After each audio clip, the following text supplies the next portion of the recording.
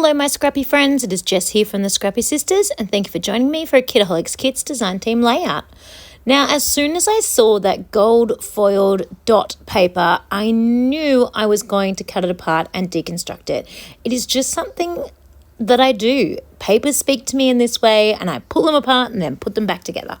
So that is exactly what I did. I cut out all of the circles. The ones obviously on the inside I used a X-Acto knife to cut those out. And then I very carefully distressed the insides of each of the circles just to give that kind of raggedy look. And I knew I wanted to have like a little peekaboo effect kind of happening with the bright, well, they're not super bright, that's the wrong word, but with the coloured flowers that came in the sticker sheet. I just wanted that pop of colour coming in from behind the black circles.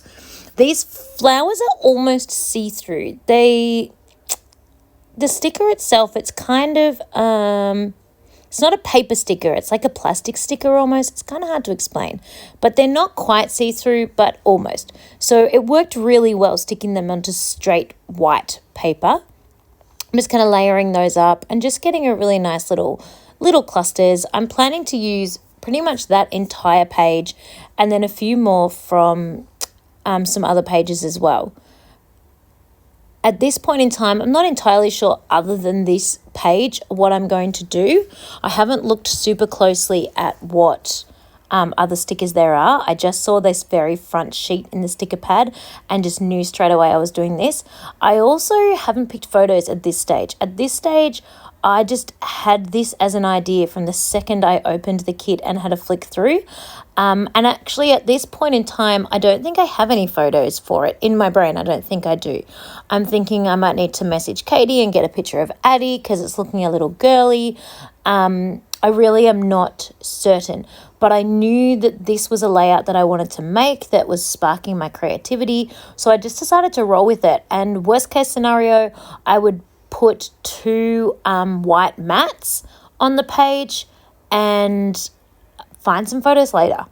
I would do two because 99% of the time I don't scrap single photos, and you can always add, a third one or a fourth if I needed to. So just playing around with all the bits and pieces. I wasn't entirely certain if I was going to put the gold the gold sprigs of leaf onto the layout, but I did try one and I really liked the way that looked, so I decided that yes, I could get the gold on. The little lone leaves sort of sticking out on the side by themselves are not my favourite look. I don't think I placed those in quite the right spots, but the more I keep adding and creating these little clusters, the more it kind of all just works together, so that's okay. I've got no real sort of thought process or pattern with where the florals are going. I just don't really want them too close together. Having said that, I've nearly done a total diagonal, 4 in a row. I've done 3 in a row, left a space and then done another one, and I didn't even notice that until I was looking back at it now. I think part of that is also because of which part of the circle you put the floral cluster in. Because I didn't put the cluster on all the same side, it kind of gets away with it then too. So now it is time to start thinking about my photos. I have found 2 that I think is going to work for this. We were on a bike ride on the way to school, actually a scooter ride on the way to school, and Thomas found this gigantic mushroom and I didn't know, and before I could stop him, he ripped it out of the ground. So I must admit I had a tiny second of panic and I texted it to my mum and I'm like, oh my God, is this poisonous? Is my child going to die? He does happen to have a glove on that hand, just purely by luck. He was just being cool and wearing a cycling glove, but he could only find one. My mum assured me it's not poisonous. Does she really know? I'm not sure. But Thomas is still alive today, so it worked out. And he didn't get sick. So we didn't eat it or anything like that. We put it back in the garden. But it was just growing wild on the way to school, which was kind of cool. So as you can see, I had a look through the other pattern papers and found these adorable woodland creatures with the squirrel and the bunny, or the hare, it's probably a hare, not a bunny, and the fox, and I just knew I needed to get those onto my page. And then I realized there were a whole bunch of mushrooms, and that's actually what sold it for me with using these mushroom photos. I'd originally thought about using a completely different collection, that Vicky Bouton Fern collection, because it's really like woodlandy as well, and it had mushrooms in it. And I'd put that aside to make these photos with that. But when I saw all the little mushrooms in this, it just spoke to me, and I was like, perfect. This is perfect. I've had these photos for quite a while, I think since maybe April, maybe July. And if I really wanted to, I would have been able to make it with the Vicky Bouton collection between then and now, like it's December, and I wasn't motivated. So I figure this got me creating, got me making. I loved the stickers. I thought they were gorgeous. I'm just going to roll with it, and I'm going to put these photos on because they're better scrapped than sitting in my scrap room. So I'm quite happy with that. I know you can't really see the mushrooms all that well. They kind of blend in with the flowers, with the florals, with where I've put them. But I just like that subtle little pop. I think that works really well. So that is essentially done with the layout now. I don't want to embellish much more.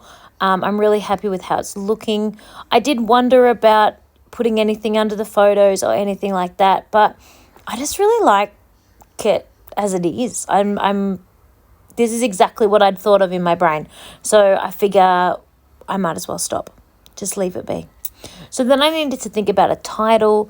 I did have a look at the word phrases that came with the sticker books and things like that, but none of those really jumped out at me for what was happening in this story, in these photos.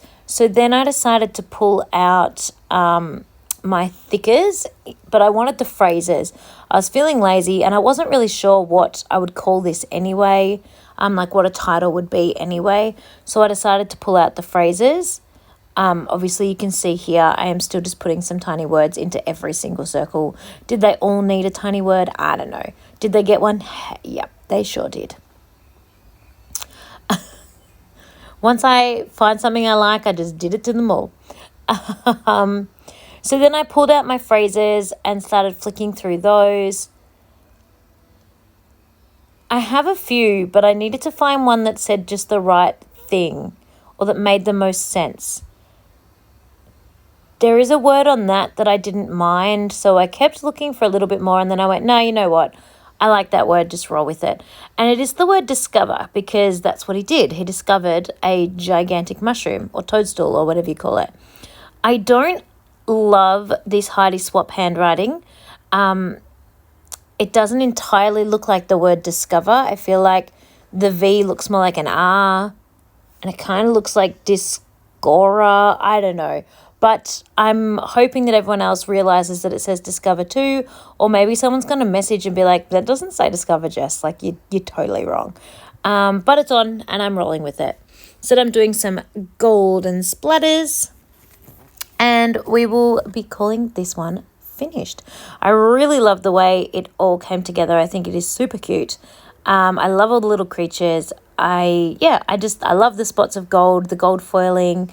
I think it's really nice. So thank you so much for watching along. I hope you have enjoyed this process video, and I will see you all again next weweek with my next Kitaholic Kits layout. Thanks everyone. Bye.